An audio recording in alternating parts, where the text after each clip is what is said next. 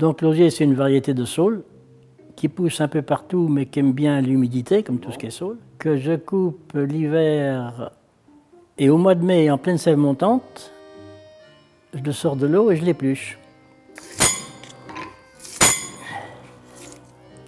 Apparemment, ça va peut-être aller. Et je le fends. Pendant qu'il est vert, il faut le fendre. Il faut un bois très dur. Le buis correspond parfaitement. Quand il a séché un peu, je le dégrossis au rabot, disons une petite dégot. L'osier pousse partout, mais comme tout saule, il préfère il aime bien l'humidité. Voilà, c'est ça. Alors le couteau, il sert à quoi?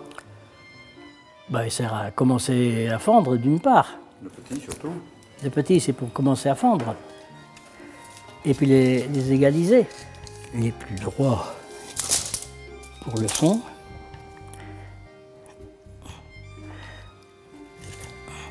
Et la serpette? La serpette, c'est surtout pour les tours et pour l'ossature. J'ai commencé en voyant faire mon père à la veillée. Pendant les vacances de Noël, en 1942, j'avais 12 ans, j'ai fait mon premier. Et ça faisait partie du travail de la ferme.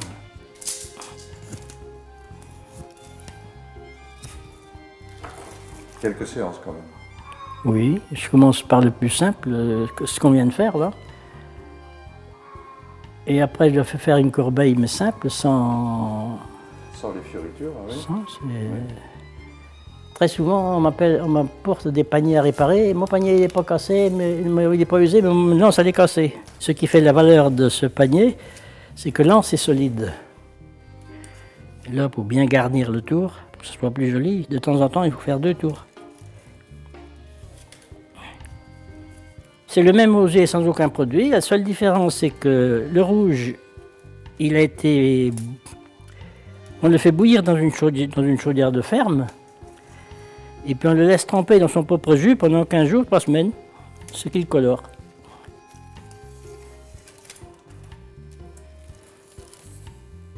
Le panier classique vendéen, qu'on le faisait, tu peux en parler Le soir à la veillée, l'hiver, dans les fermes. Ça faisait partie du travail de la ferme. Alors c'est un panier avec une structure en châtaignier. Ossature châtaignier. Et de l'osier qui n'est pas épluché. Tressé en osier nature. En osier l'hiver, nature. Mais l'hiver seulement avec la peau. L'hiver avec la peau. Donc ce panier-là servait pour l'utilisation, le transport des légumes, des fruits. Du jardin, le beurre au marché, un peu tout. C'est le panier plutôt pour la ferme, qui est celui-là tout en châtaignier, plus résistant, plus costaud. Il y en avait d'ailleurs des très grands, oui. Beaucoup plus grands que ça. Oui. Alors, pour le fabriquer, on va utiliser du châtaignier pour la structure. C'est du jeune châtaignier de la pousse de 3 ou 4 ans. De 3 à 6 ans, disons. 3 à 6 ans. 3 ou 5 ans, oui. Et pour donner la forme à la structure, on va passer... il faut le chauffer. Non, il faut absolument le chauffer. Et le chauffer en le passant dans le four. Ben dans le four, oui. On le passe dans un Jadis, four. oui. Et quand il est chaud, là, on lui donne la forme qu'on veut. Oui. Ensuite, on va faire ce qu'on appelle des côtes, qui sont des châtaigniers fendus. Un châtaignier gros comme un manche d'outil. Voilà. Qu'on chauffe pour le fendre en 4. Fondu en 4. Là encore, on enlève la partie intérieure. Le cœur, disons. Le cœur. Et il est monté, celui-là, entièrement avec des pointes. Oui. Avec des clous, c'est obligatoire. Donc beaucoup plus résistant, mais évidemment moins élégant. Le panier est terminé.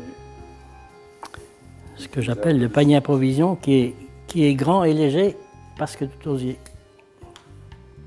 Grand et léger. Et solide même. Et donc avec sa forme rebondie, il est plus grand qu'on ne pense, parce que dans le fond, il y a de l'espace. Oui, j'aime bien le galbé, ça y donne un plus. Et combien d'heures de travail pour un panier comme ça? Oh, disons 13 heures. Maintenant un peu plus, parce que je vais pas vite, mais...